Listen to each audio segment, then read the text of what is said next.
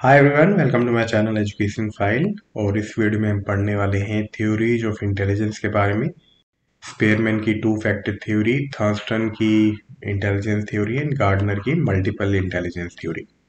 तो ये particular topic है पंजाबी यूनिवर्सिटी पटियाला के सिलेबस के अकॉर्डिंग।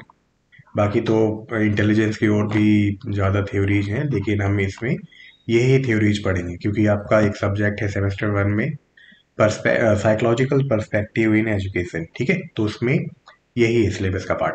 बाकी ये थ्योरीज बहुत कॉमन है बीएड में, एमएड में और टीचिंग एग्जाम्स में कई बार पूछी भी जाती है। जैसे सीटेट में गार्डनर की थ्योरी बहुत पूछी जाती है ना।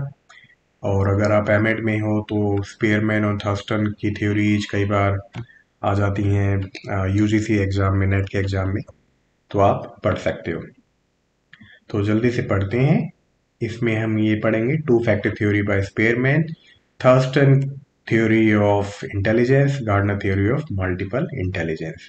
वीडियो अच्छा लगे तो आप लाइक कर सकते हो, चैनल को सब्सक्राइब करना ना भूलिएगा, अपने दोस्तों के साथ शेयर करना ना भूलिएगा। तो सबसे पहले पढ़ते हैं to factor theory by Spearman. तो सबसे पहले तो इनका पूरा नाम था चार्ल्स स्पेयरमैन और ये ब्रिटिश साइकोलॉजिस्ट थे। 1904 में इन्होंने ये थ्योरी दी थी।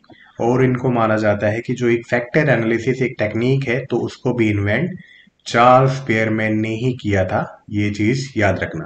ठीक है, फैक्टर एनालिसिस क्या होता है ना, जब बहुत सारे वेरिएबल्स होते हैं तो उसको सिस्टमेटिक वे से उसको कम फैक्टर्स में रिड्यूस कर दिया जाता है। तो बेसिकली ये टेक्निक है, ठीक है, एक मेथड है। इसी को कहते हैं फैक्टर एनालिसिस। साइकोलॉजी में बहुत ज़्यादा यूज होती है, तो ये चीज़ आप याद रखना। इन्होंने क्या कहा, इन्होंने कहा कि इंटेलिजेंस, मतलब इंटेलिजेंस में क्या क्या है। तो इन्होंने कहा कि दो फैक्टर हैं इंटेलिजेंस में। पहला है जर्नल एबिलिटी, जर्नल इंटेलिजेंस, या जी फैक्टर। ये इन्नेट है। इन्नेट मतलब बाय बर्थ है, जब से हम पैदा हुए हैं तब से ही हमारे अंदर है। डेली लाइफ में हम इसी का यूज करते हैं। कॉमन सेंस आप कह सकते हो, है ना। एक सामान्य जो बुद्धि है, वो आप कह सकते हो कि वो है जर्नल इंटेलिजेंस। ठीक है, और ये प्राइमरी इंटेलिजेंस हमारी यही है। और क्या है, ये एस फैक्टर से ज्यादा इंपॉर्टेंट है, राइट। और इन्होंने कहा कि जी फैक्टर, मतलब जर्नल फैक्टर को हम मेजर कर सकते हैं इंटेलिजेंस टेस्ट के द्वारा। और हम पता लगा सकते हैं कि इंसान का बिहेवियर कैसा रहेगा एनवायरनमेंट के अकॉर्डिंग, राइट। सिंपल सी बात है, कोई मुश्किल नहीं है ना। देन उन्होंने कहा कि स्पेसिफिक एबिलिटी है, स्पेसिफिक इंटेलिजेंस है, या एस फैक्टर है। तो जो स्पेसिफिक इंटेलिजेंस है ये हम सीख सकते हैं, सीखी जा सकती है ये इंटेलिजेंस, राइट। जैसे कि सभी इंडिविजुअल अलग अलग चीज सीखते हैं, किसी न किसी स्पेसिफिक नॉलेज, किसी भी मतलब कि अलग अलग उन्हें स्पेसिफिक नॉलेज होती है डिफरेंट फील्ड्स की, तो वो चीजें सीखी जा सकती हैं, है ना। जैसे कोई डांस में अच्छा है, कोई म्यूजिक में अच्छा है, कोई सिंगिंग में अच्छा है, कोई ड्राइविंग में अच्छा है। तो ये है specific intelligence age factor. Okay, चलो। देन इन्होंने बहुत सारे मेंटल एप्टीट्यूड टेस्ट को एग्जामिन किया फैक्टर एनालिसिस के जरिए। और इन्होंने पाया कि टेस्ट के जो स्कोर्स हैं वो बहुत सिमिलर है।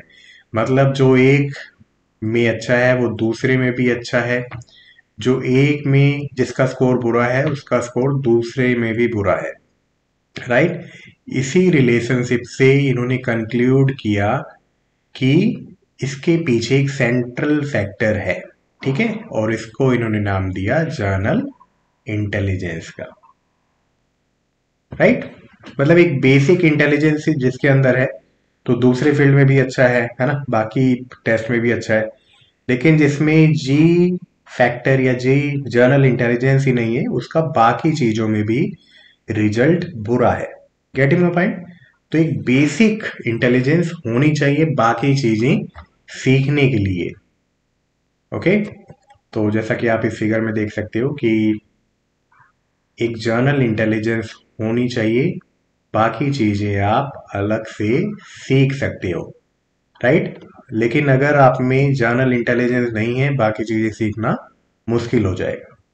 राइट। तो हिस्ट्री में ऐसे ही काम होता है, जब बहुत सारा डाटा नहीं अवेलेबल होता तो बिल्कुल प्रिमिटिव वर्क होता रहता है, लेकिन ये काम फ्यूचर के लिए एक मोटिवेशन का काम करता है। ठीक है, चलो देन पढ़ते हैं थर्स्टन की इंटेलिजेंस थ्योरी के बारे में।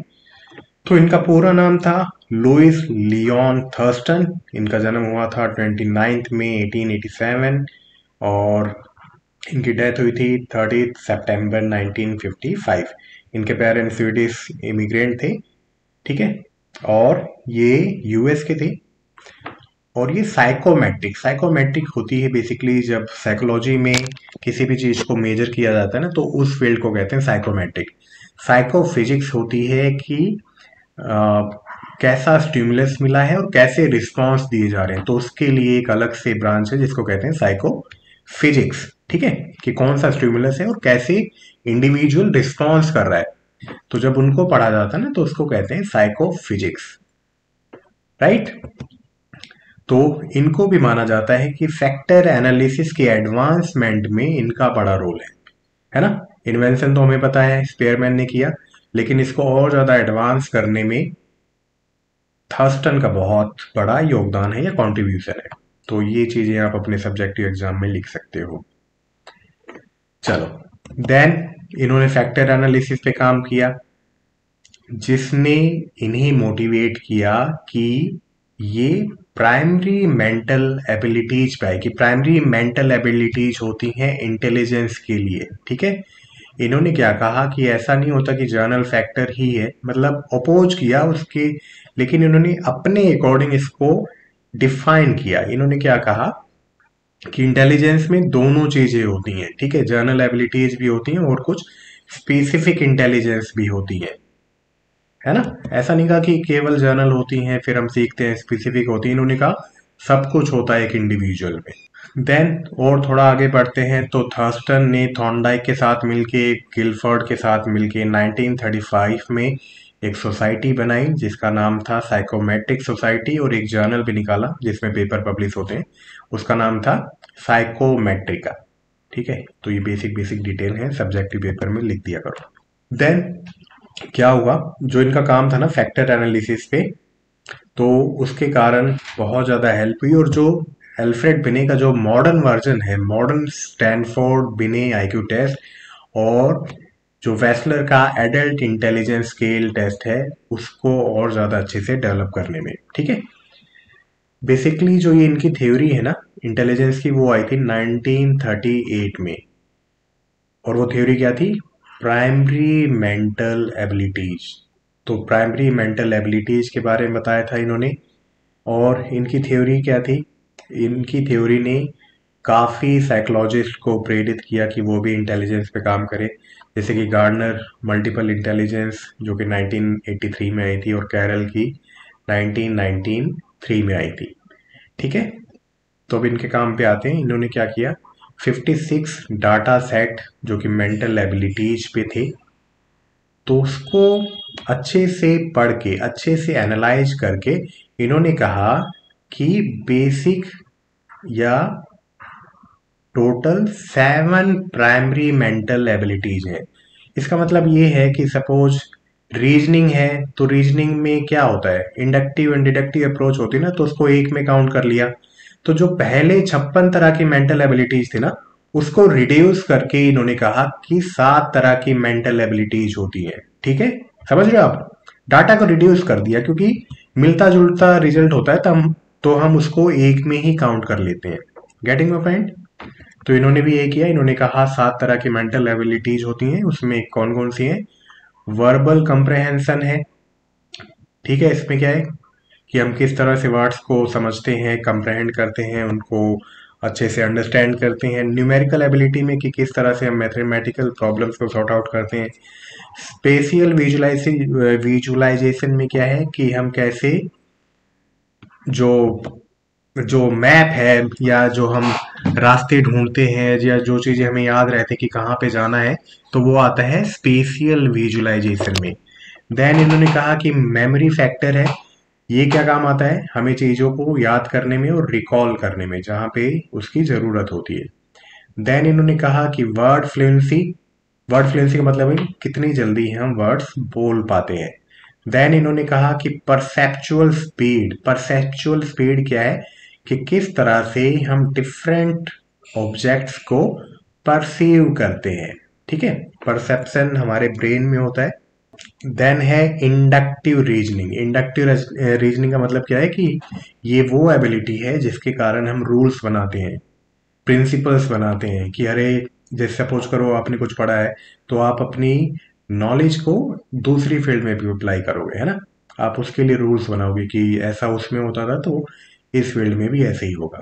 ठीक है, तो ये 7 तरह की मेंटल एबिलिटीज हैं थर्स्टन के जरिए, या थर्स्टन ने जो भी बताई थी। चलो देन आते हैं Gardner's theory of multiple intelligence. तो मल्टीपल इंटेलिजेंस हॉवर्ड गार्डनर ने दी थी। ये हार्वर्ड यूनिवर्सिटी में प्रोफेसर थे एजुकेशन की फील्ड में। ठीक है, इन्होंने साइकोलॉजी पे काम किया, देन उसी के अंदर ह्यूमन कॉग्निशन और ह्यूमन पोटेंशियल पे काम किया, मतलब ये इनकी स्पेशलाइजेशन कह सकते हैं साइकोलॉजी के अंदर। और इन्होंने पहले 6 इंटेलिजेंस कही थी, ठीक है, कि 6 तरह की इंटेलिजेंस होती है। और इनकी एक किताब भी आई थी, frames of mind the theory of multiple intelligence, जो कि 1983 में पब्लिश हुई थी। ठीक है, तो ये बेसिक चीजें हैं, इनको याद रखना।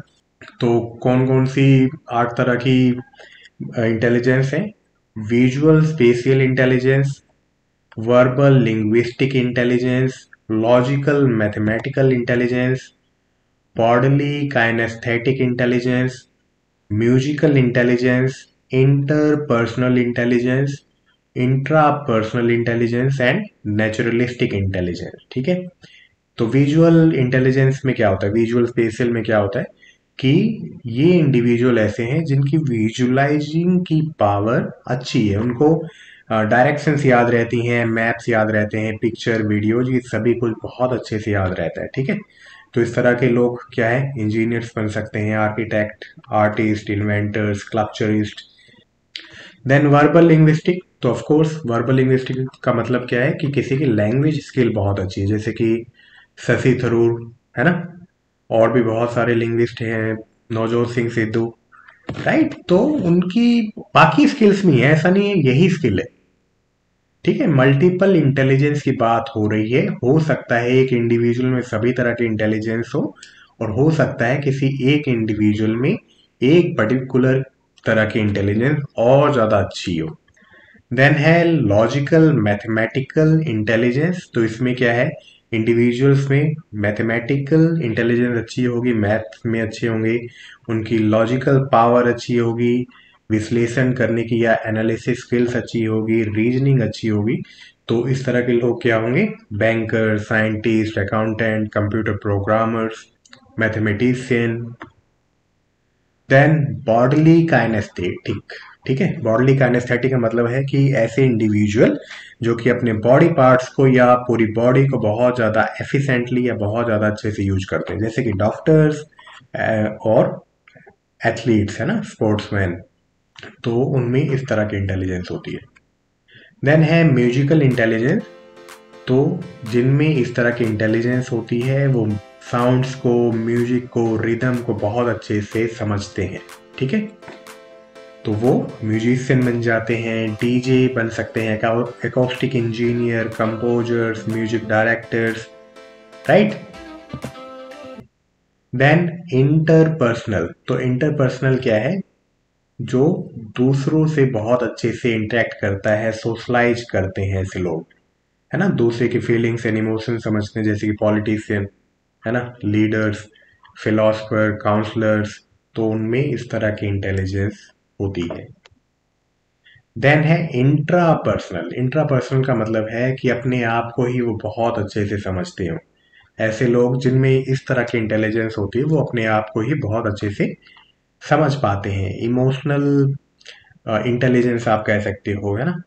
देन है नेचुरलिस्टिक इंटेलिजेंस, तो ऐसे लोग क्या है, नेचर के प्रति बहुत ही ज़्यादा सेंसिटिव हैं, उनमें एक मोटिवेशन रहता है कि वो अपने एनवायरनमेंट के लिए, अपने सराउंडिंग्स के लिए कुछ करें। ठीक है, जैसे कि एक चैनल है ना यूट्यूब पे, रॉबिन नाम है आई थिंक उनका, मुझे चैनल का नाम याद नहीं आ रहा है।